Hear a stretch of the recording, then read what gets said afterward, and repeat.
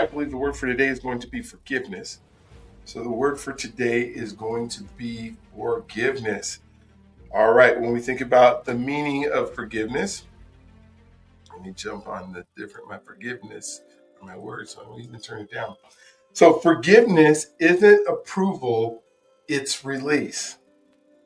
Forgiveness isn't approval, it's release. It isn't forgetting, it's just releasing what is bottled up inside of you for that now you can move on forward compared to what the other person. I've asked people, you need to forgive me. I don't need to forgive you, but I want to forgive you because it's going to help me. It's not what it is for you. Sometimes when I ask for forgiveness, I say, will you please forgive me for what I've done?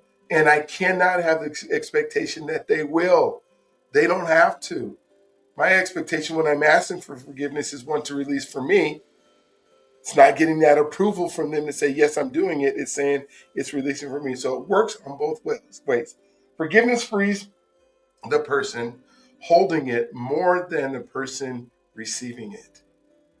It creates room for peace where resentment once lived.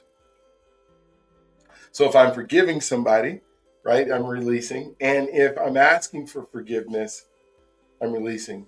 But the expectation can't be on controlling others. And that's the key in forgiveness. The only person who is guaranteed that he will forgive you no matter what it is God. And when you ask him for forgiveness, it's gone. But for people that are on earth that are flawed, like we all are, it might take a while. If the offense that you offended somebody might hurt, it might hurt so deep that they're not ready to release that yet. And it's not up to you to make them do that for you. I asked you for forgiveness. Well, that doesn't mean I did it. And they're not. And remember, you're not asking them to forget. Whole different word because they're not going to forget. Especially the more offenses that you have put onto somebody, they don't ever have to forget.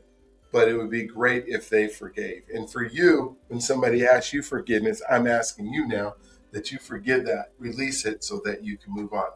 There was a time that I replayed an old hurt over and over, thinking it kept me protected. It didn't. It kept me stuck. Forgiveness didn't excuse what happened, but it released me from carrying it forward. I'm done with that. And once you've done that, that act of forgiveness, and truly done that, man, you can hardly even remember what the offense was years later. I think you don't have to forget, but why hold on to it? It's so easy not to once you said, hey, I release that. Now, that doesn't mean that you got to hang out with the person in all the cases. I mean, if it's like your spouse, I guess you need to forget and, forgive. But if it's some kind of distant thing that happened that somebody just you don't have to interact in their life. You forgive them and you move on and you move to the next person. Somebody told me the other day that 99% of the people or 98% of the people, whatever the percentage, I think people just make up percentages all the time, but they told me that percentage. But it's a super high percentage of people that you are interacting today will not be the same people that you're interacting with in 5 years. I mean, I guess if you get the same job with the same people for 5 years, but they move on and out. And you think about my relationship, so you go through your phone. It's kind of doing it the other day. You go through your phone and you look at all the contacts that you have in there. How many of those people have you interacted in the 5 years? So when you think about forgiveness, right? I need to forgive. I move on, and in many cases, they won't even be part of your life anymore, and you've let that go. So today, when you make your connection by taking a step towards peace, that might be an apology on your end. Hey, I'm sorry. Will you please forgive me? Now, there's an end to that, right? I have to say this today. When you're making your apology, I am sorry. Will you please forgive me? What can I do to make you whole?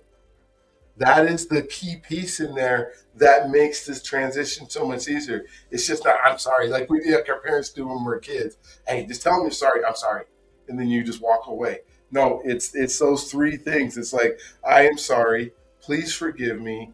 What can I do to make you whole? What can I do to make up for it? They might say nothing, or they might say, hey, I need you to stop not talk to me for the next week. Whatever that is, honor that and do that. Now, if they say something silly like, I need you to give me $1 million, then I can't do that. I would love if there's something else I could do. But it's so important in that apology that you do that. Or just choose not to open an old wound.